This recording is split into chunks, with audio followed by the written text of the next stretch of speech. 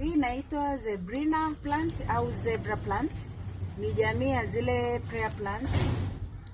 Watu wanaziita prayer plant kwa sababu linafungukaga hivi mchana, alafu jioni ina uwezo wa kujifunga. Kwa hiyo ni kama vile inaabudu kwa Mungu. Hili ni lizuri sana kuliotesha mahali penye kivuli au ndani, kwa sababu linasaidia kusafisha hewa. Linasaidia pia kuleta positive energy, hivyo wanavyolihusisha na mambo ya prayer kama prayer plant.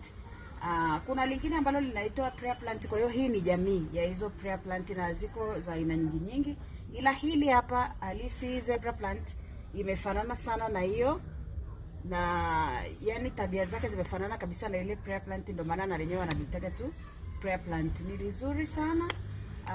Ukiwa nalo pia alihitaji mwanga, yani direct kutoka kwenye jua, kwa hiyo linaota sehemu yenye kivuli au ndani, na ni tofauti na hili. Sasa na hili hapa, ili unaona jani lake ni jembamba refu, lile lingine jani lake ni fupi pana. Kwa hiyo ni vitu viwili tofauti, lakini zote ziko kwenye hiyo jamii ya prayer plant na zote zinastawi vizuri kwenye kivuli.